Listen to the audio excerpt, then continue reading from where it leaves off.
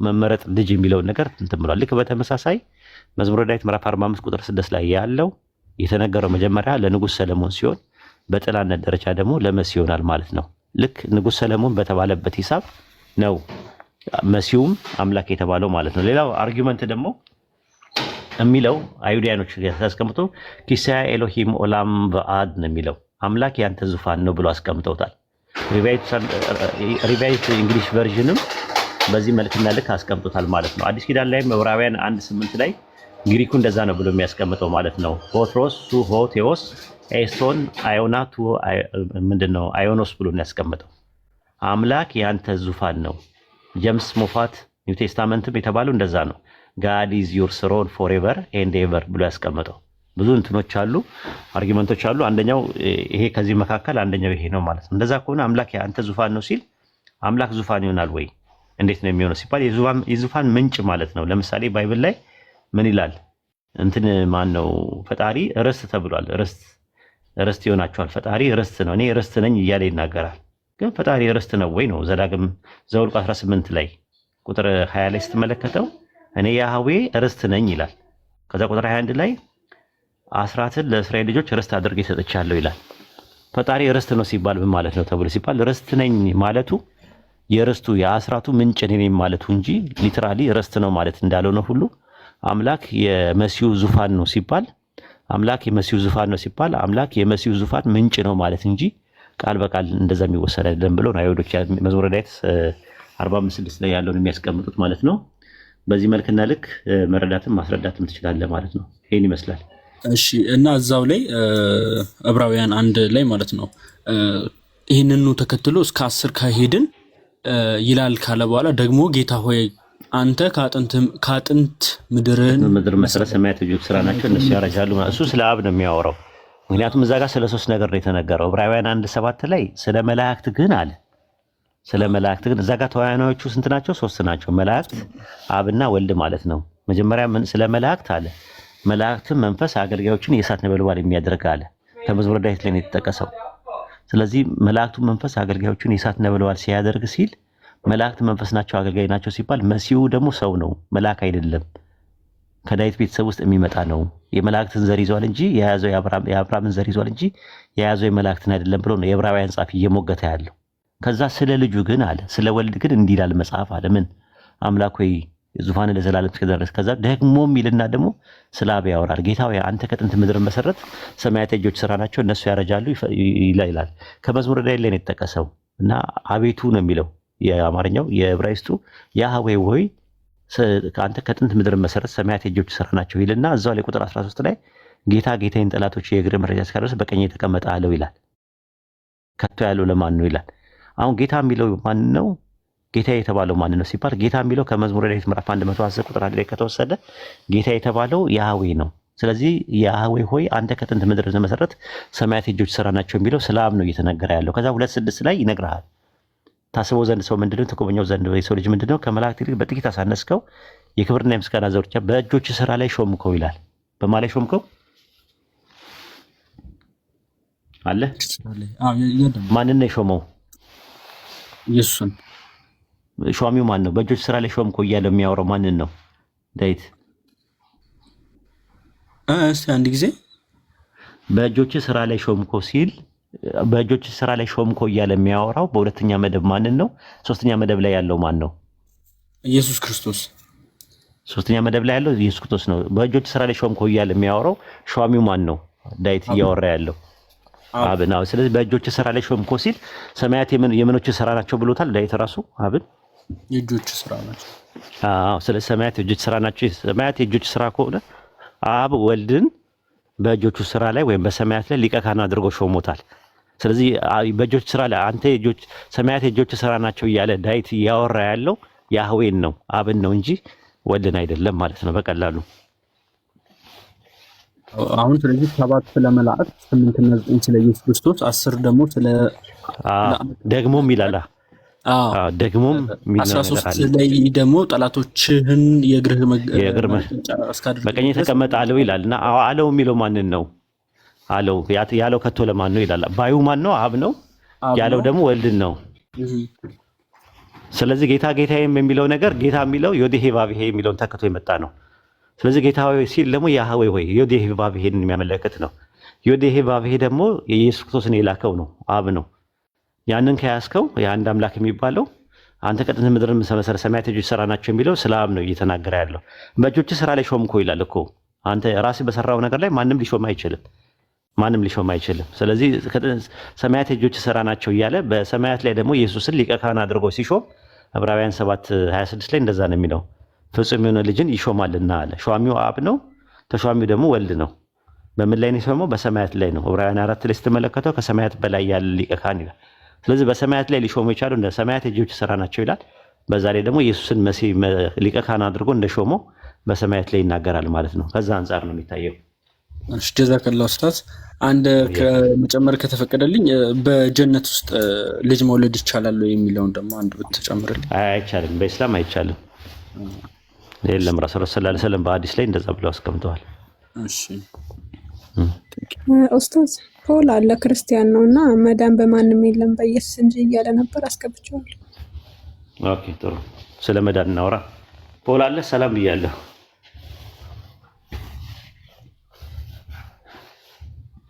ፖል አለ። ያ ሰላም ሰላም ሰላም። እንዴት ነህ? ደህና ነው ወይ? እግዚአብሔር ይመስገን ሰላም ነው።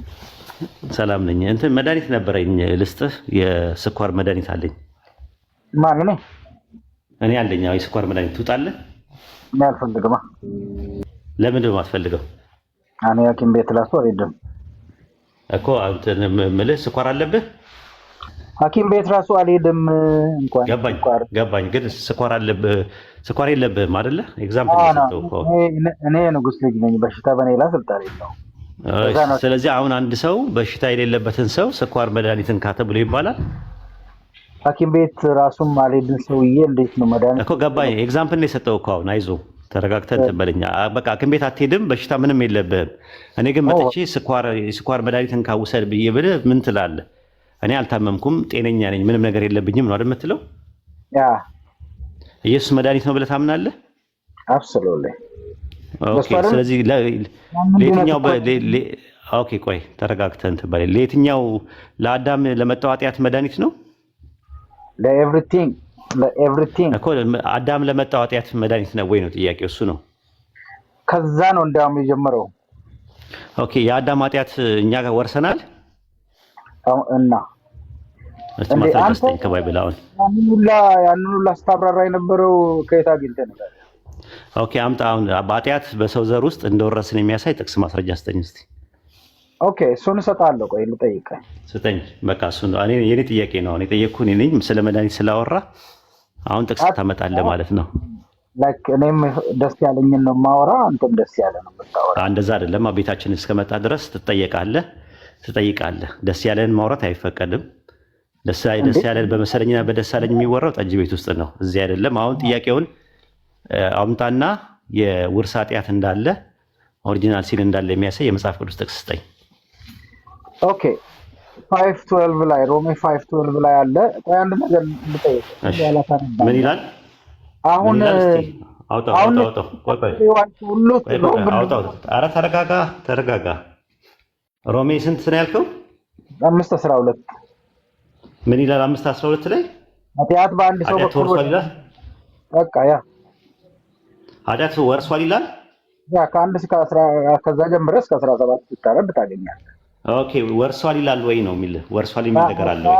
በአንድ ሰው በኩል ወደ ዓለም ገባ ይላል። አዎ ተወረሰ የታለ የሚል የታለ? አዎ ማይ ጉድነስ ትልቅ ሰው ነህ አይደል አንተ? አትሊስት ከ15 ሰው እድሜ አንተ ትልቅ ሰው ነህ። የጠየቅኩህን ጥያቄ መልስልኝ። ተወረሰ የሚል ነገር የታለ ነው የምትለው? ከሱ በላ ሽጉጥ አይደለም የምታወራኝ አይደል እንዴ? ኖ አይደለም። ተወረሰ የሚል ነገር የታለ? ኃጢአት የሚወረስ የሚል ነገር የታለ ነው?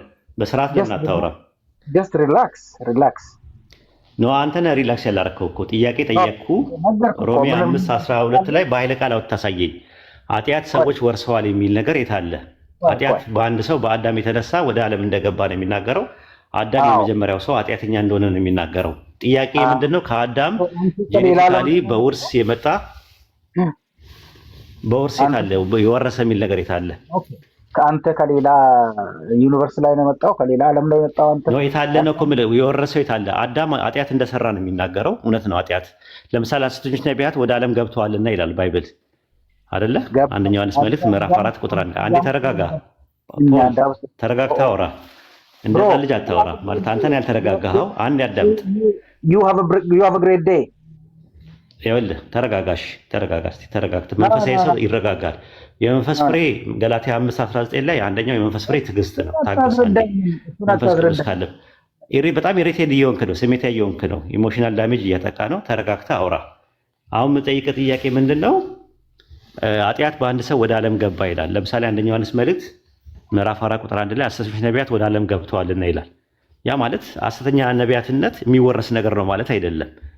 ልክ እንደዛው ሮሜ 5:12 ላይ በአንድ ሰው ኃጢአት ወደ ዓለም ገባ ማለት የመጀመሪያው ኃጢአት የሰራ ሰው አዳም እንደሆነ ነው። ከአዳም ወደ ልጆቹ በዘር ሐረግ ውስጥ እየወረሰ እንደሆነ ማስረጃ ስጠኝ ነው ያልኩህ። እየጠበቅኩ ነው። ይኸው ኦኬ፣ ጨርሰሃል። ኦኬ that's good። የሰው ልጅ ሁሉ በአዳም ውስጥ ነበረ። አይ ሆፕ ይሄንን ሕፃንም ይረዳል እንግዲህ፣ ምክንያቱም አንድ ሰው ነው የተፈጠረው። የሰው ዘር ሁሉ አንድ ሰው ውስጥ ነበር፣ አዳም ውስጥ ነበር። ሰው አዳም ሲያጠፋ ሁላችንም አብረን ይሆን? እስቲ ማስረጃ እስቲ ጥቅስ አዳም በነበረበት ሰዓት ላይ የሰው ልጅ ሁሉ በአዳም ውስጥ እንደነበረ የሚያሳይ ማስረጃ ይኖር ይሆን? ጥቅስ አንተ መምህር ነህ አይደል? ጥቅስ ስጠኝ ነው እኮ ያልኩህ እኮ። ማለት ካለ ትሰጠኛለህ፣ ከሌለ የለም ትለኛለህ። No, I'm just asking you። አንተ አስተማሪ የለም እንደዛ የሚል ነገር የለም። አይ እንደዛ የሚል ነገር እኔ አልሰማሁም። እስቲ ስጠኝ። መጠየቅ አትፈልግም? ነው መጠየቅ ሳይሆን እንትን ማብራሪያ እኮ ጥያቄ ጠይቄ መልስ እየሰጠኝ ነው ያለው። እኛ ሁላችንም በአዳም ውስጥ ሆነን ኃጢአት ሰርተናል ስትለኝ ማስረጃ ስጠኝ። አንተ አስተማሪ ነህ። ማስረጃ ስጠኝ ፖል። ኧረ ተው አሁን ፐርሰናሊቲ ሆኝና ወደ ነጥቡ ሂድ። ኦ ማይ ጉድነስ ባዬ አትናደድ። ለምንድን ነው የምትበሳጨው? እኔ አልገባኝም። ኦ ማይ ጉድነስ አትበሳጭ። ትልቅ ሰው ነህ እና አትበሳጭ፣ አትናደድ። አሁን ምንድን ነው የምታደርገው? የሰው ልጅ በአዳም ውስጥ ይኖር ነበር የሚለውን ማስረጃ ስጠኝ። የቱ ጋር ነው እንደዛ የሚለው? የሆነ ነገር ልበል። እኔ አንተን ለመከራከር አይደለም የገባው። ኖ አሁን ጥቅስ ማስረጃ ስጠኝ ነው የምልህ። እኔን ተወኝና ወደ ማስረጃ ሂድ። የቱ ጋር ነው እንደዛ የሚለው? ልናገራ። እኔ አንተን ለመከራከር የገባው አንተን ለመከራከር ወይ ደግሞ ዲስሪስፔክት ላደርግ አይደለም የገባሁት። እኔ ፍሬንድሊ ልንወያይ ነው። አንተ መጠየቅ አትፈልግም እኮ። እኔም ፍሬንድሊ እኮ ነው የምጠይቅህ። በአዳም ውስጥ ነበር የሚለውን ነገር የትኛው ጥቅስ ነው? በየትኛው ጥቅስ ነው እንደዛ ልትል የቻልከው? እስቲ ማስረጃ ስጠኝ ነው ያልኩህ። አባዬ you have a blessed day አባዬ። መልካም ቀን። ኦኬ። ስለዚህ እንትን የለህም ማለት ነው። ዝም ብለህ ኃጢአት ወጣ። ያሳዝናል። አሁን ፓስተር ነው ምንድን ነው ይሄ? አሁን ፓስተር ነው። እኔ አውቄ ነው የጠየኩት ፓስተር ስለሆነ ያውቃል ብዬ ስለማስብ ነው የጠየኩት። ግን ይናደዳል፣ ይበሳጫል። ይኸው እንደምታዩት ማለት ነው። ምንም የሚያናድድ ነገር የለም። ማስረጃ በአዳም ውስጥ እያለን ኃጢአት ሰርተን ነበር፣ አብረን ኃጢአት የሰራ ነው አለ። ማስረጃ ብዬ ጠየኩት። ተናደደ። ለምን እንደሆነ አላውቅም። አንደኛ። ሁለተኛ ኃጢአት የሚባለው ነገር በዘር ሐረግ ውስጥ በውርስ የመጣ ነው ብሎ አለ። ማስረጃ ጥቅስ ስጠን ስንለው የለም። ይሄ ነው እንግዲህ ያለው ነገር ማለት ነው። አዝናለሁ እንግዲህ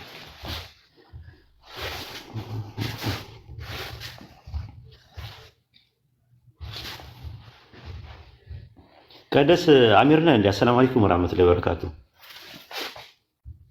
ወአለይኩም ሰላም ወራህመቱላሂ ወበረካቱ። አዎ አሚር ነኝ።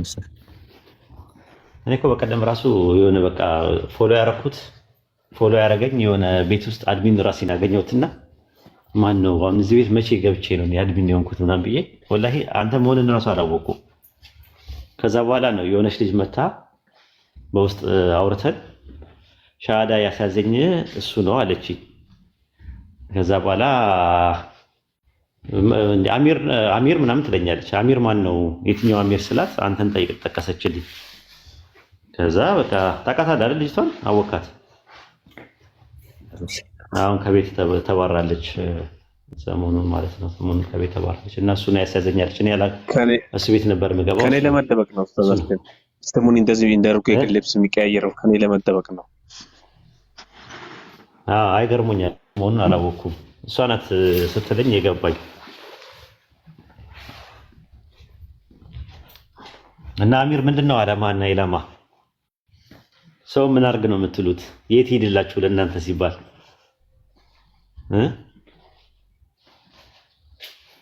ለማን ነው ግን አቤት የሚባለው?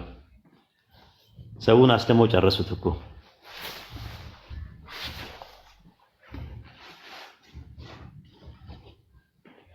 እና ስምን አታስተካክልም ወይስ በዚሁ ሊጸና ነው?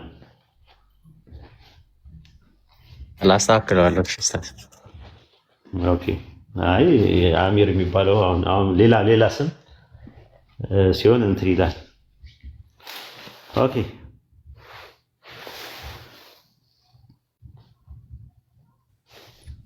ኡስታዝ ክርስቲያኖች የኛ መጽሐፍ አይደለም እያሉን ነው። ምን ይሻለናል ትላለህ? ቀድሞ አሁን ዮሐንስ ወንጌል ምዕራፍ 20 ቁጥር 17 አይቶ አንዱ የኔ መጽሐፍ አይደለም አንቺ የጻፍሽው ነው አለ። አሚር ነው እያሳተመ የሚያሰራጨው። ኤክስፖዝ አድርጊው። አሚር ነው እያሳተመ እንትን እሱና ኢምራን ናቸው መጽሐፍ ቅዱስ የሚያሳተሙት አሁን የክርስቲያኖችን በራሳቸው መልኩ። ኡስታዝ የኢምራን ቪዲዮ ወጥቷል እኮ ኢምራን ያሳተመው ተብሎ ቪዲዮ ተሰርቷል። እንደዛ ነው የሚሉት። በቀደምም አንዷ እንደዛ ባይ ነበር። ይሄ ነገር መጽሐፍ ቅዱስ ላይ ነው ያለው አለች። አዎ ስላት አይመስለኝም አለች።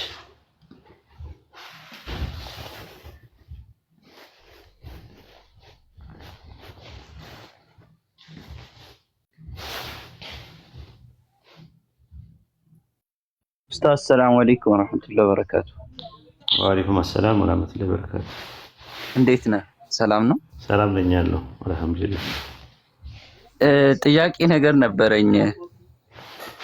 እኔም ፎሎ ሳታደርግ እንዴት ነው ጥያቄ የምትጠይቀኝ? አርጌያለሁ እኮ ኡስታዝ ቆየ። ኧረ አላረከኝም። ወላሂ አርጌያለሁ። ስክሪንሾት አድርገህ ላሳየኝ። ስክሪንሾት አርጌለታ። እሺ ማስረጃ አለች። አሁን ስታደርገኝ ይታየኛል። እንዳትዋሸኝ። ሙስሊም አይዋሽም። ያ አላሽ ይኸው አላረከኝም። ያ ማስረጃ አለጥህ። እኔም በምን ላሳየህ? እስቲ እንደዚህ ላዙሩና ካሜራኝ። ያው እኔ ስክሪንሾት አድርጌ ላሳየህ። ያው እኔ ቀድካለሁ።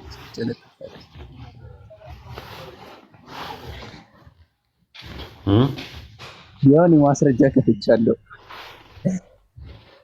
እኔ ጋር የሚያሳየኝ እንዳላረከኝ ነው። እኔ ጋር ደግሞ አርጓል ብሎ ነው ያመጣልኝ ይለፊት። ቆይ ላሳይህ። እሺ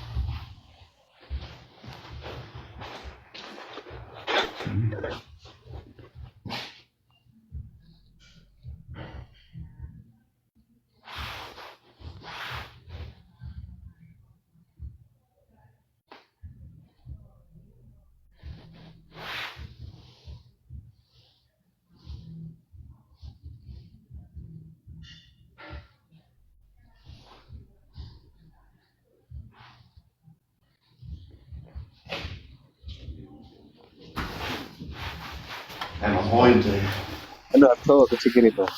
ሙስሊም ሆኖ እስካሁን ኡስታዝ ወሂድ ፎሎ ያላደረገ ሰው እንግዲህ ፎሎ ይቀንስ እንጂ ምን ይደረጋል? ይታያል።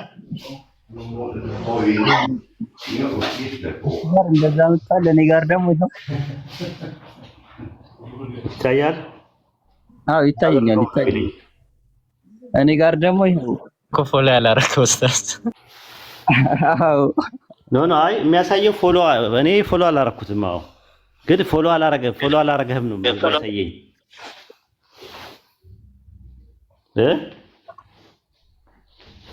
ምን አልከኝ?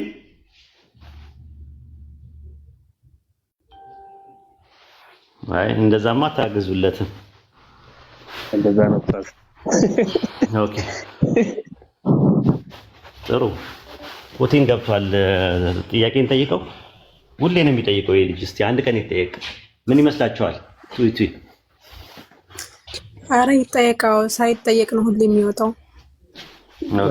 ፑቲን ሰላም ብያለሁ።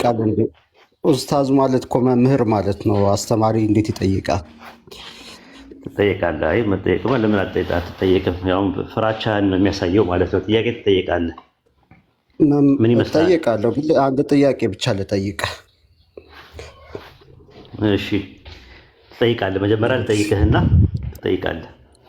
አንድ ጥያቄ ብቻ ልጠይቅህ። አንድ ብቻ መጀመሪያ ትጠየቅና ከዛ በኋላ ነው የምትለው። የእናንተ ጥያቄ እኮ ማለቂያ ስለሌለው ነው፣ ይቀጣጠላል። እዛ ነው። ኦኬ እንደዛ አይነት ብሽሽቅ ነገር ከጀመርክ ታች ወርደህ ቁጭ ትላለህ። እንደውም ያስገባው እንደውም ስለራራውልህ ነው፣ ጥሩ ስለሆንኩኝ ነው እንዴ። በል ማለቂያ የለውም ይላል እንዴ። ሂድ ቁጭ በል፣ ስርዓት ታብታብ አድርግ። ራርታ አስገባኸኝ። ገነት ነው እንዲያስገባ። ኦኬ ላችሁ ስርዓት የለውም እኮ ይሄ ልጅ እኮ እንደው እኔ ካሁን እኮ ትንሽ እንደው አዝኜልህ ነው ያስገባው እኛ ቤት ማለት ነው። ጥያቄ ትፈራለህ፣ እንደገና ደግሞ ስርዓት የለህም። እንደው አንድ ጥያቄ ልጠይቅህና ከዛ በኋላ ደግሞ ጥያቄ ትጠይቃለህ። እንደው ልራራለህ ብዬ ነው እንጂ እሱማ አያስገቡም እኮ እኛ ቤት። ባለጌ ነህ የመጨረሻ። እኔ እንዳንተ አይነት ባለጌም አይቼም አላውቅም።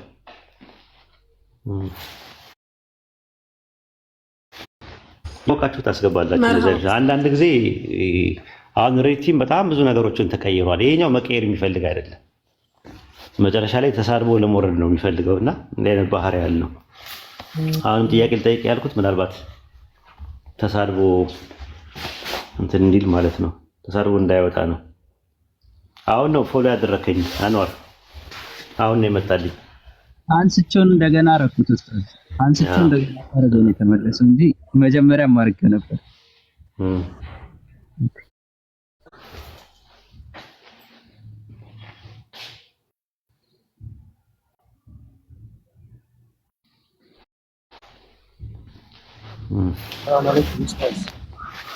ወአለይኩም ሰላም ወራህመቱላሂ ወበረካቱ። አንድ ጥያቄ ልጠይቅ? ኦኬ ጠይቅሽ። እሺ ዮሐንስ 10:34 ኢየሱስ ኮት የተደረገ ነገር ይጠቅሳልና ኢየሱስም እንዲህ ብሎ መለሰላቸው፣ እኔ አማልክት ናችኋል ተብሎ በሕጋችሁ የተጻፈ አይደለምን ይላልና በሕጋችሁ የተጻፈ ነገር አለ? ከሌለስ እንዴት እሱ ራሱ እንዴት ሊሳሳት ቻለ? እና እሱ ከተሳሳተስ? አሁን እንግዲህ እንደዛ ያው ሲጽፉ እሱ የተናገረው ነገር ላይሆን ይችላል ራሱ እንጂ በሕጋችሁ ነው የሚለው። በግዕዙ በኦሪት ተጽፏል ነው የሚለው። ኦሪት ደግሞ 5 ናቸው። የግሪኩ ደግሞ ናሙስ ነው የሚለው ሕግ።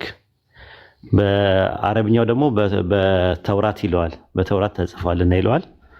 እንግዲህ በዕብራይስጡ ባይብል ላይ ደግሞ በቶራ ተጽፏል ነው የሚለው። ስለዚህ እኔ አማልክት ናችሁ የሚለው ቃል መዝሙረ ዳዊት ምዕራፍ 82 ቁጥር 6 ላይ ነው ያለው እንጂ ቶራ ላይ አይደለም ያለው ማለት ነው። ቶራ ደግሞ 5ቱ ዘፍጥረትም፣ ዘጸአትም፣ ዘሌዋውያንም፣ ዘኍልቍም፣ ዘዳግም ላይም የለም። ስለዚህ ኢየሱስን ማስዋሸት አይሆንባችሁም ወይ ነው። ብዙ ነው እንደዚህ አይነት ነገሮች ስህተቶች ያሉት። የታሪክ ስህተቶች አሉ፣ የእንትኖች ስህተቶች አሉ ማለት ኢየሱስ ሲጠቅስ በትክክል ጥቅሱን የሌለበት ቦታ ላይ እያደረገ ይጠቅሳል። ለምሳሌ የበራክዩ ልጅ ዘካርያስ የዩዳይ ልጅ ዘካርያስ ነው የተገደለው፣ ግን የበራክዩ ልጅ ዘካርያስ እያለ እንደሚናገር ማቴዎስ 23:37 ላይ ተነግሯል።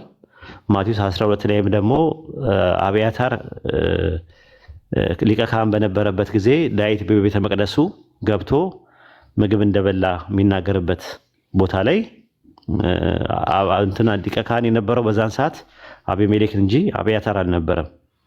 ስለዚህ እንደዚህ አይነት ስህተቶች አሉ። ብዙ ጊዜ ኢየሱስን ውሸታም ነው ብለው አይሁዶች የሚተቹትበትም የታሪክ ሰዎችም እንዴት አንድ ነቢይ የሚባል መሲህ የሚባል ሰው እንዴት እንደዚህ አይነት ስህተቶችን ይሰራሉ እያሉ ይላሉ። ያ ነገር ግን እኛ የምንለው ችግሩ ያለው ኢየሱስ ጋር ሳይሆን ታሪክ ጸሐፊዎቹ ታሪኩን ሲጽፉ ሊሳሳቱ ይችላሉ ነው። ለምሳሌ ጄሮም ማቴዎስ ወንጌል ምዕራፍ 23 ቁጥር 37 ላይ ሲጠቅስ የበራክዩ ልጅ ዘካርያስ የሚለው በስተት የገባ ነው እንጂ የዩዳይ ልጅ ዘካርያስ የሚለው የናዝራውያን የሚባሉት ያላቸው የማቴዎስ ወንጌል ላይ ግን የዩዳይ ልጅ ዘካርያስ ነው የሚለው እና ትክክለኛው ያስቀመጡት የእነሱ ወንጌል ላይ ነው ብሎ ይናገራል። ዛት ሚንስ እዚህኛው አሁን ያለው ሌሎቹ ላይ የያዙት ወንጌል ላይ የበራኪው ልጅ ዘካርያስ የሚል ነገር የለውም ማለት ነው። ግልጽ ነው። እኛ ስንሞግት ኢየሱስ ተሳሳተ ብለን ነው አይደል መሞገት እንችላለን ማለት ነው። ኢየሱስ ተሳሳተ ሳይሆን ኢየሱስን ማስዋሸት ነው። ኢየሱስ ተሳሳተ ማካልክ የሚሆነው ምንድነው? ነብይ አይደለም ነው። ነብይ ካልሆነ ደግሞ ነብይ ነው ብለህ መስበክህ ዋጋ የለውም። አንተ ራስ ኢየሱስ ነብይ ነው ወይስ አይደለም በኢስላም? ስለዚህ ነብይ ከሆነ ነብይ አይደለም ብለህ ለመሞገት ካቀረብክ ስተቱ ግጭቱ ያለው ከራስ ጋር ነው ማለት ነው። እንደዛ ነው የሚሆነው። ኢየሱስን ማስዋሸት ነው። ኢየሱስ ያላለው ነገር እንዳለ ተደርጎ የተቀመጡ ነገሮች ብዙ ነገሮች ስላሉ ከመቶ በላይ የሆኑ ነገሮች ስላሉ ከነዛ ውስጥ አንዱ ይሄ ነው ብለህ ለሙግት ማለት ትችላለህ። ሰያን ለምን አወረዳችሁ? ልጨምር? እሺ ትችላለህ። እሺ በተለይ ኦርቶዶክሶች ላይ ነው የኔ ጥያቄና አንድ ኦርቶዶክስ የሆነ ሰው ለንስሐ አባቱ ኃጢአቱን ሳይናገር ለእግዚአብሔር ብቻ ኃጢአቱን ተናግሮ ኃጢአቱ ሊሰራይለት ይችላል? ይችላል። አሁን ባይብል ላይ ይችላል።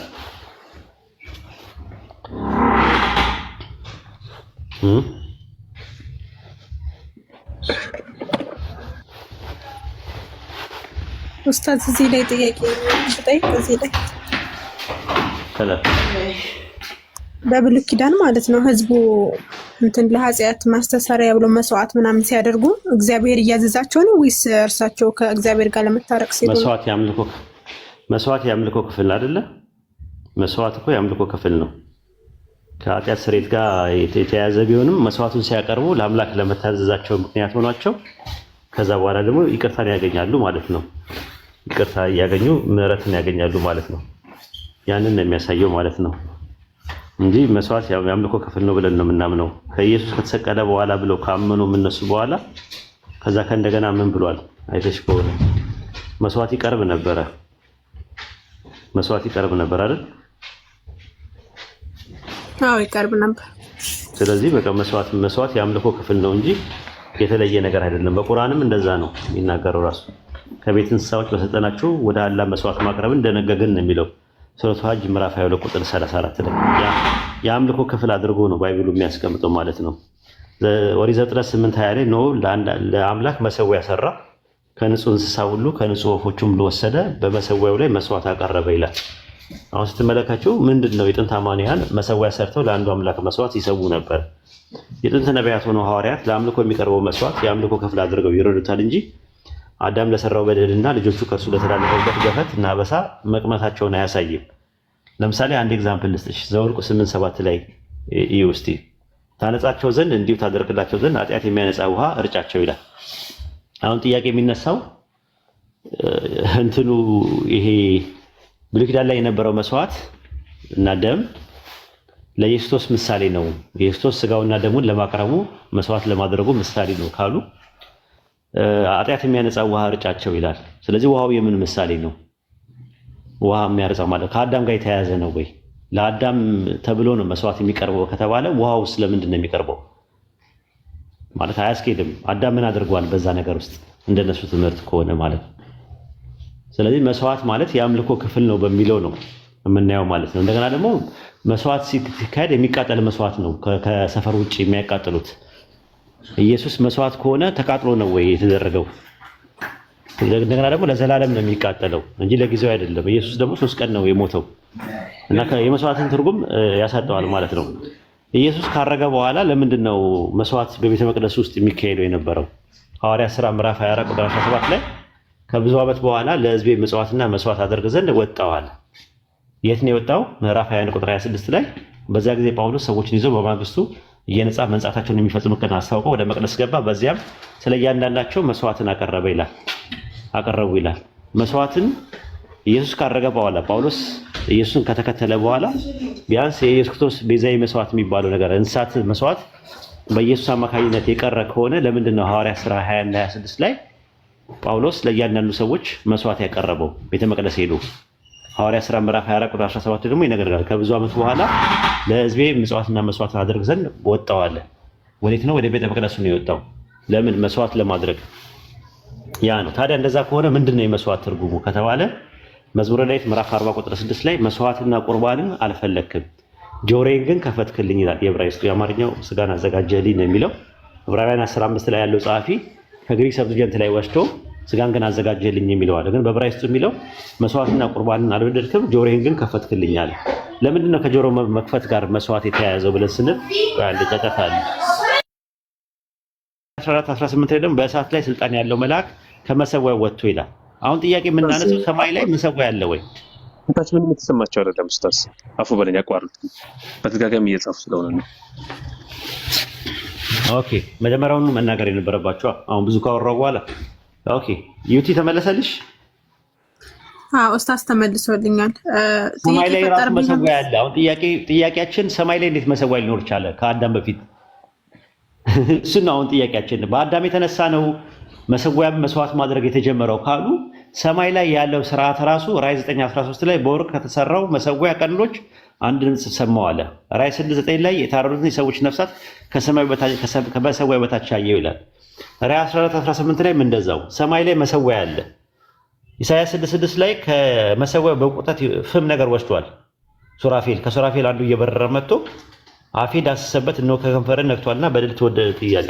ስለዚህ መሰዊያ ሲሰራ የነበረው ሰማይ ላይ ያለው ስርዓት ከየት መጣ? ዕብራውያን 13:10 ላይ ደግሞ መሰዊያ ያለን አለ በሰማይ ከእርሱ ሊበሉ ድንኳኒቱን የሚያገለግሉ መብት የላቸውም አለ። ሰማይ ላይ መሰዊያ አለ፣ ከመሰዊያው ደግሞ የሚበላ ነገር አለ እያለ እየተናገረ መሰዊያ ማለት ደግሞ የሚሰዋበት ነገር ከሆነ የመስዋዕቱ ሕግ የሚባል ነገሩ ጥንትም የነበረ ነገር ነው ማለት ነው። የአምልኮ ስርዓት ነው ማለት ነው። ከዛ አንጻር ነው የሚታየው እንጂ ታዲያ እንደዛ ከሆነ ብሉይ ኪዳን ላይ የነበረው እኮ መስዋዕት የኃጢአት ስርየት ይሰጣል ሲባል እውነት ነው። የኃጢአት ስርየት ይሰጣል። ለምን? የአምልኮ ክፍል ስለሆነ አምላክን መታዘዝ ስለሆነ።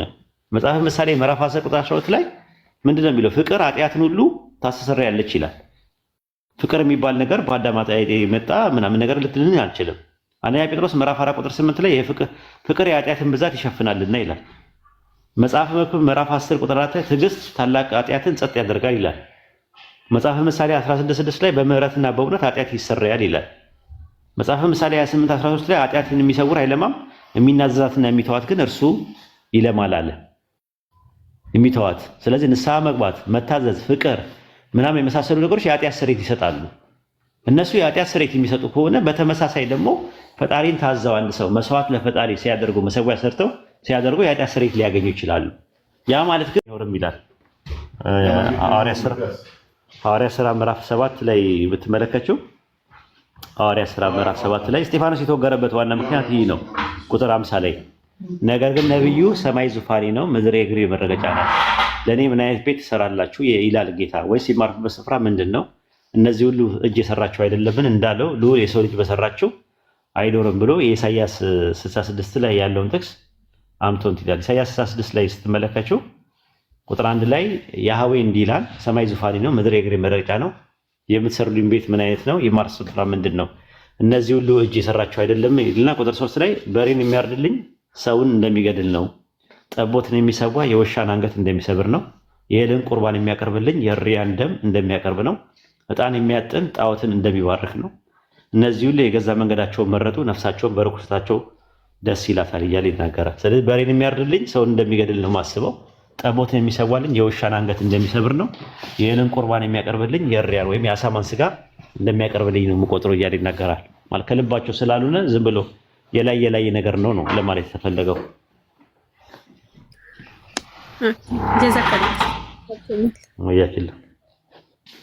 ያልተመለሰ ነገር ካለ እዚህ ላይ መጠየቅ ትችላለሽ። በደምብ እንትን ያልተብላላ ነገር ካለ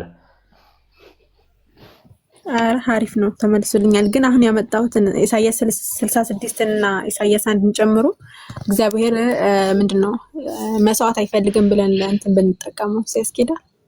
መስዋዕት ካልተፈለገ ከአዲስ ኪዳን በኋላ መስዋዕት እንደሚኖር ደግሞ የሚናገርበት ጥቅስ አለ፣ የሚናገርበት እንትን አለ። መስዋዕት ትንቢተ ሚልክያስ ምዕራፍ 1 ቁጥር 7 ጀምረሽ ማለት ነው። በመሰዊያ ላይ ርኩስ እንጀራ ታቀርባላችሁ እናንተ ይረክስ ዘንድ የእግዚአብሔር ገበታ የተነቀፈ ነው ምናምን ነገር እያለ ይናገራል። ከፀሐይ መውጫ ጀምሮ እስከ አሕዛብ በስሜ ቁጥር 11 ላይ ከፀሐይ መውጫ ጀምሮ እስከ ፀሐይ መጥለቅ በአሕዛብ ዘንድ ስሜ ታላቅ በየስፍራው ሁሉ ለስሜ ዕጣን ያጥናሉ፣ ንጹሕ ቁርባን ያቀርባሉ፣ ስሜ በአሕዛብ ዘንድ ታላቅ ይሆናል እያለ ይናገራል። መስዋዕት አለ፣ የአምልኮ ክፍል ነው። ኢቦናይትና ናዝራውያን ሲሰዉ ነበር እስከ መጨረሻው ድረስ እስልምናን እስከሚያገኙ ድረስ ማለት ነው። እኛም በዓመት አንዴ መስዋዕት እናቀርባለን አይደለ? አይደለ? እሱን ነው ኩልሽ መስዋዕት እናቀርባለን ማለት ነው። ስለዚህ መስዋዕቱ የአምልኮ ክፍል ነው።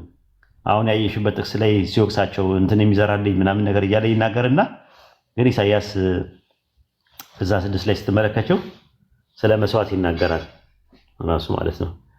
መተው ያመጹብኝ እንደዚህ ያደርጉ ምናምን ነገር የእስራኤል ልጆች ቁርባናቸውን በጥሩ ዕቃ አድርገው ያመጣሉ ይላል። ከዛ በኋላ ቁጥር 20 ላይ 16 ላይ የእስራኤል ልጆች ቁርባናቸውን በጥሩ ዕቃ አድርገው ወደ እግዚአብሔር ቤት እንደሚያመጡ እንዲሁም ለእግዚአብሔር ቁርባን ይሆን ዘንድ ወንዶቻችሁ ሁሉ በፈረሶችና በሰረገሎች በአልጋዎችና በበቅሎች በጠያር ገመዶች ላይ አድርገው ከአሕዛብ ሁሉ ወደ ተቀደሰ ተራራ ወደ ኢየሩሳሌም ያመጧቸው ዘንድ ይላል እግዚአብሔር እያለ ይናገራል።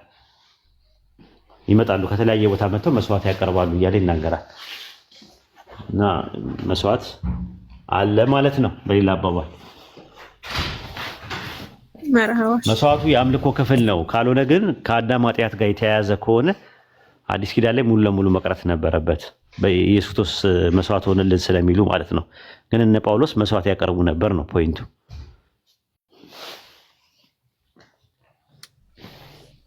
እሺ ገብቶኛል።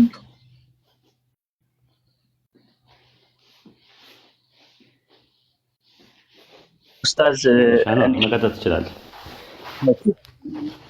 የኔ ጥያቄ ኦሪት ዘሌዋውያን ላይ ያለው በማኑስክሪፕት ደረጃ ኦሪት ዘሌዋውያን ምዕራፍ 20 ቁጥር 27 ጀምሮ ነው ያለው።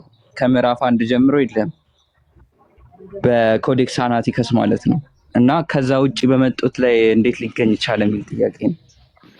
ማኑስክሪፕት ላይ የለም ማለት አይደለም። ራሱ አንዳንድ ማኑስክሪፕቶቹ ይጎላቸዋል። ራሱ ኮዴክስ ቫቲካነስ ላይ ያሉት የማቴዎስ ወንጌል በጣም ብዙ አይደሉም። ገብቷል። ያ ማለት ግን ከመጀመሪያውኑ የለም ማለት አይደለም። የለም ለማለት ሁሉም ማኑስክሪፕቶቹ ላይ ሄደ ቼክ አድርገህ ከሌለ ነው። ከዛ በኋላ ደግሞ ወደ እንግሊዝኛ ወደ አማርኛ ሲመጣ ከዛ ከየት አመጡት ብለህ ጥያቄ የምጠይቀው እንጂ ማኑስክሪፕቱ ላይ አንደኛው ላይ ካለ አለ ነው ማለት ነው። የግድ ሁሉም ላይ መኖር አይጠበቅበትም። አንደኛ ማኑስክሪፕቶቹ ኮዴክስ ሳይናቲከስ፣ ቫቲካነስ እና አሌክሳንድረስ የሚባሉ ደግሞ አብዛኛውን በአዲስ ኪዳን ላይ ነው ጉዳያቸው እንጂ ብሉይ ኪዳን ላይ አይደለም። ብሉይ ኪዳን ላይ የተወሰነ ቀንጨብጫቢና ቁጥቁጥ የሆነ ነገሮች ሊኖሩት ይችላሉ፣ ግን በዋነኝነት እሱ አይደለም። ግሪክ ሰብቱጀንት ላይ መኖሩን፣ ማሶሬት ላይ መኖሩን፣ ሌሎች ማኑስክሪፕቶችን የብሉይ ኪዳን ማኑስክሪፕቶች ላይ መኖሩ ነው አለ የለም የሚለው አርጊመንት የሚያመጣው እንጂ አሁን ማኑስክሪፕቶቹ እነዚህ የግሪክ ማኑስክሪፕቶቹ አብዛኛውን አዲስ ኪዳን ላይ ያሉትን ነገሮች ነው እያየን ያለ ነው ማለት ነው። ደግሞ ማኑስክሪፕቶቹ ደግሞ ትራዲሽናሊ ብሮክን ቼን ናቸው፣ የተሰበረ ሰንሰለት ነው። ለምሳሌ ኮዴክስ ሳይናቲከስ የምትለው ሲና ላይ የተገኘ ነው፣ ሲና በረሃ ላይ የተገኘ ነው። ግን ከየት እንደሆነ ምንጩ አይታወቅም። ግን በ4ኛው ክፍለ ዘመን አካባቢ ላይ እንደተገኘ ካርበን ዴቱ ያሳያል፣ ዴት የሚያደርጉት ማለት ነው። ነገር ግን ከየት እንደመጣ ምንጩ አይታወቅም። ምንጩ ኮዴክስ ቫቲካነስ ቫቲካን ውስጥ የተገኘ ነው። ኮዴክስ ቤዛይን ደግሞ የካልቪን ተማሪ የነበረው ቤዛ የሚባለው የእሱ ቴዎድሮስ ቤዛይ ነው ምናምን የሚባለው በእሱ ስም ነው የተሰየመው። እዛ ነው የተገኘው፣ ደች ውስጥ ነው የተገኘው። ኮዴክስ አሌክሳንድሬስ ደግሞ አሌክሳንድር ውስጥ ግብፅ ውስጥ ነው የተገኘው። ኮዴክስ ኤፍሬማ የሚባል ደግሞ ሶሪያ ውስጥ የተገኘ ነው። ቅዱስ ኤፍሬም ሶሪያዊ ያዘጋጀው ነው ተብሎ የሚታመን ነው። ግን እሱ አሁን ሲመጡ እነዛ ሰዎች ሲያዘጋጁ ኬት ምንጭ ኬት ሶርስ ኢስናዱ ልክ እንደ ኢስናድ እንደምንለው ቼኑ ወይም ሰንሰለቱ ከየት ነው የመጣው የሚለው ነገር አይታወቅም። ከየት እንደሆነ ብሮክን ቼን ነው የተሰበረ ሰንሰለት ነው ብሎ ነው የሚያምኑት። ግን እንዳለ አንደኛው ከአንደኛው ጋር ይጋጫል። የቁጥር የስም የምናምን ነገር እርስ በርስ ግጭት አለው ማለት ነው። ያንን ለማስተካከል ቴክስቹዋል ክሪቲሲዝም ሳይንስ ወይም ደግሞ የምንባባዊ ህያሴ ጥናት የሚባል ነገር ጀምረዋል። ነገር ግን ሪፈረንስ ስለሌላቸው ቼንም ስለሌላቸው የሀዲስን ያክል እንኳን ማግኘት አልቻሉም። ሀዲስ አሁን ስትመለከተው እንደዛ ነው አይደለ? የሆነ ዶይፍ ተብሎ የሚቀመጥ አለ ቼን ከሌለ። ከዛ በኋላ ደግሞ የተቀጠፈ ከሆነ መውዱ የሚባል አለ። ከዛ በኋላ ሀሰን፣ ከዛ በኋላ ደግሞ ሶሂ የሚባል ነገር አለ፣ የኦተንቲክ ሲሆን ማለት ነው። እና እንደዚህ አይነት ነገሮችን ባይብሉ የአዲስ ኪዳን ግሪክ ማኑስክሪፕቶቹ 5800 ማኑስክሪፕት አሉ። ከዛ ውስጥ ትንሽ ጥሩ ነገር አላቸው የሚባሉት 5 ናቸው። አንደኛው ኮዴክስ ሳይናቲከስ፣ ቫቲካነስ፣ አሌክሳንድሪየስ፣ ኤፍሬማይ እና ኮዴክስ ቤዛይ አንዳንዴ ስድስተኛው ኮዴክስ ዋሽንግተንስ የሚባለውንም እሱንም ይጨምራሉ። ግን በዋነኝነት እነዚህ ናቸው፣ አምስቱ ናቸው። ከአምስቱ እንደውም አራቱ ናቸው ሞር እንትን የሚሉት ዲዛይን ሳይጨመር ማለት ነው። ሌሎቹ ናቸው ብዙ እንትን የሚባሉት ከዛ አንጻር ነው። ኡስታዝ እንትን ግን እዚህ ኮዴክሶች ላይ አይ ቲንክ ካልተሳሳትኩ ቫቲካንስ ላይ ያለ ከበርናባስ ወንጌል ጋር አብሮ ያለ ሃር ማስተር ሼፐርድ የሚባል ጽሑፍ አለና እሱን የሚቀበሉ ክርስቲያኖች አሉ። የበርናባስ ወንጌል ሳይሆን የበርናባስ መልእክት፣ የበርናባስ መልእክት ኢፒስትል መልእክት፣ የበርናባስ ወንጌል ሳይሆን የበእንትን አለ የሚቀበለው አለ። ጥንትም የተጻፈ ነው። ግን ችግሩ ምንድነው? እነዛም በማኑስክሪፕቶች ውስጥ ያሉ ነገሮችን እንደ ካኖናይዝድ አላደረጓቸውም። እሱማ መጽሐፈ ጦቢት፣ መጽሐፈ ሲራክ ምናምን የሚባሉ እኮ ማኑስክሪፕቶቹ ላይ አሉ። አሁን እሱ ነው የኦርቶዶክስ አርጊመንት። ኢትዮጵያ ውስጥ ያለ ኦርቶዶክስ 80 ያዱ እንትን ሲሉ ያንን ነገር ነው። በቀኖና ደረጃ ይግብን በጉባኤ ደረጃ እኮ የጸደቁ አሉ። እነ መጽሐፈ ሲራክ እነ መጽሐፈ ጦቢት ምናምን በአንዳንድ ጉባኤዎች ተቀባይነት አግኝተዋል። አትናቴዎስ ነው የማይቀበላቸው። አብዛኛውን አሁን ክርስቲያኖች ያሉት ፕሮቴስታንቱ የአትናቴዎስን ቀኖና ነው ይዞ ሄደው። አትናቴዎስ ደግሞ መጽሐፍ አስቴርን አይቀበልም።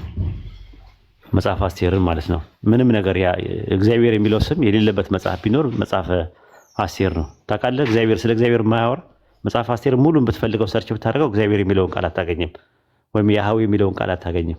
ምንም ነገር አንድ ቃል እንኳን የለውም። ስለዚህ ያንን ነገር ከዛ አንጻር አትናቴዎሱ በቀኖና ውስጥ ምንድነው የኤስተርን ሌተርስ የሚባለው የፋሲካ ደብዳቤ በሚባለው ላይ ሲቀንናቸው አጠቃላይ ብሉይ ኪዳን ላይ ያሉ መጽሐፍቶችን 39 ሳይሆን 38 ነው የሚቀበለው። አዲስ ኪዳን ላይ ያለውን 27ቱ ሙሉ እንዲቀበላል። የእሱን ይዘው ነው ፕሮቴስታንቶች የሄዱት። ማርቲን ሉተር በመጣ ሰዓት ራሱ የአትናቴዎስን ቀኖና አይቀበልም ነበረ። ለምሳሌ የዕብራውያን መልእክት፣ ይሁዳ፣ ራዕየ ዮሐንስ እና የያዕቆብ መልእክትን አይቀበልም ነበረ ሲመጣ ማለት ነው። ከዛ በኋላ ራዕየ ዮሐንስን እነዚህ ዊንግሊም አይቀበሉትም፣ ካልቪንም አይቀበለውም ነበር ራዕየ ዮሐንስን እና ከዛ አንጻር ነው ራዕየ ዮሐንስ ራሱ በ363 በሎዶቅያ ጉባኤ ላይ የመጀመሪያ ጉባኤ ሲካሄድ ራዕየ ዮሐንስ ተቀባይነት አላገኘም። በሮም ጉባኤ ላይ ነው ተቀባይነት ያገኘው በ382 ላይ ማለት ነው። የሮም ጉባኤ በሚባለው ቀኖና ሲቀነን ማለት ነው። እና ከዛ አንጻር ነው ያለው። አይ ቲንክ የበርናባስ መልእክት የሚባለውን እንደ ኦተንቲክ አድርገው አይቀበሉትም እንጂ በጉባኤ ደረጃም ራሱ የጸደቁ መጽሐፎች ግን አሁን ባለው ቀኖና ውስጥ ያልተቀነኑ መጽሐፍቶች አሉ። በተረፈ ጁብሊና መጽሐፈ ሄኖክ ወይም ደግሞ ጁብሊ በኢትዮጵያ መጽሐፈ ኩፋሌና መጽሐፈ ሄኖክ በሙት ባህር ጥቅል ላይ ወይም ደግሞ ዴድ ሲ ስክሮልስ የሚባለው 11ኛ ዋሻ ላይ የቁምራን ዋሻ ውስጥ ተገኝተዋል። በ1948 ላይ የቁምራን ዋሻ ውስጥ ማለት ነው ከተገኙ መጽሐፍቶች መካከል ሁለቱ ናቸው። እና እንደዚህ አይነት ነገሮች አሉ ቀኖና ሲቀነን ማለት ነው። ችግሮች አሉባቸው። በምን ስታንዳርድም አንድ መጽሐፍ መቀበልና ትክክል አይደለም የሚለውን ነገር አጨቃጫቂ ነው እስካሁን ድረስ ማለት ነው። ለዛ ነው ቀኖና ብለው ያሉት እነሱ። ካነን ማለት ቀኖና ማለት 3 ትርጉም አለው አይደለ? የመጀመሪያ ቀኖና ማለት ውሳኔ ማለት ነው። ለምሳሌ በ325 4 ቀኖናዎች ተላልፈዋል ሲባል ውሳኔ ማለት ነው ቀኖና ማለት። ሌላው ቀኖና ማለት የዶግማ ተቃራኒ ነው። ዶግማ ማለት የማይሻር የማይቀየር የማይለወጥ ማለት ነው። ያ ምን ይባላል? ዶግማ ይባላል። ዶግማ። ቀኖና ማለት ደግሞ የዶግማ ተቃራኒ ነው። ሊሻል ሊቀየር የሚችል ሎካል ቸርች እንደፈለገች አድርጋ እንትን ማለት መቀየር የምትችለው ነገሮች አሉ። ሎካል ቸርች ማለት ነው። ዶግማን ግን ስደነግግ ግን ኢኩሜኒካል ቸርች ነው ብለው ያምናሉ። እንግዲህ እንትኑ ማለት ነው። ሌላው ቀኖና ማለት ደግሞ የመጽሐፍ ሲቀነን ማለት ነው። ቀኖና ካኑን የሚባለው ነገር ማለት ነው። ካኑን በግሪከኛ ካኑን የሚሉት ወይም ደግሞ ቀኖና ካነን የሚባለው ነገር አለ። እሱ የመጽሐፍትን ብዛት ስንት አለበት የሚለው ነገር ኦፕን ነው፣ ክፍት ነው፣ ራሱ አይታወቅም ተብሎ በኋላ ላይ ነው ካቶሊክ በ15 ምናምን ነገር የትሬንች ጉባኤ ነው ምናምን የሆነ የሚባል ጉባኤ አለ መስረታ በቃ የመጽሐፍ ቁጥር ለአንዴና ለመጨረሻ ጊዜ ዶግማ አደርጋለሁ ብላ ዶግማ አደረገችው ካቶሊክ። አሁን በእነሱ በካቶሊኮች መጽሐፍቶቻቸው በአጠቃላይ የተቀነኑት መጽሐፍት ዶግማ ሆነዋል፣ አይቀየሩም። እዛ ላይ መጨመርም መቀነስም አይቻልም። 73 ብቻ ነው። በኦርቶዶክስ ግን በየትኛውም በምስራቅ ኦርቶዶክስም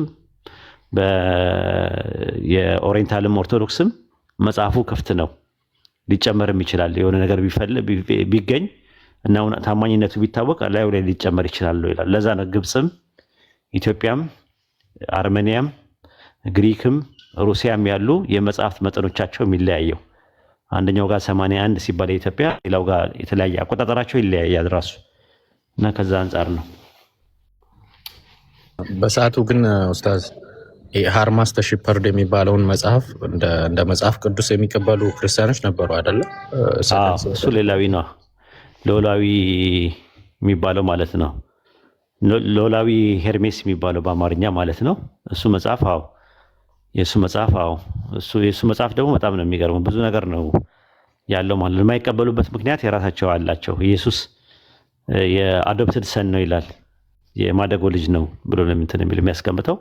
ሉቃስ 3:22 ላይ አንተ ልጅ እኔ ዛሬ ወለድኩ ስለሚል ያኔ ነው የወለደው ኢየሱስን። የመዝሙረ ዳዊት 2:7ን ኢየሱስ ሲጠመቅ ይጠቀምበታል። ኮዴክስ ቤዛይንም እንደዛ ነው የሚያስቀምጠው። አንተ ልጅ እኔ ዛሬ ወለድኩ ይላል እና ኢየሱስ በተጠመቀበት ሰዓት ላይ ዳግም ተወልዷል። ዳግም መወለድ ሰው ዳግመኛ ካልተወለደ እግዚአብሔር መንግስት ሊገባ አይችልም ስለሚል እሱ በዛን ሰዓት ዳግም የተወለደበት ነው። ከዛ በኋላ ሰዎች ዳግም ካልተወለዱ የእግዚአብሔር መንግስት አይወርስም ብሎ በዛ መልኩ ነው ያስቀመጠው። አዶፕሽን የሚባለው ማለት የማደጎ ልጅ ነው ኢየሱስ የሚል ስላስቀመጠ የማይቀበሉት አንደኛው እሱ ነው እንጂ የበርናባስ መልእክትም አለ።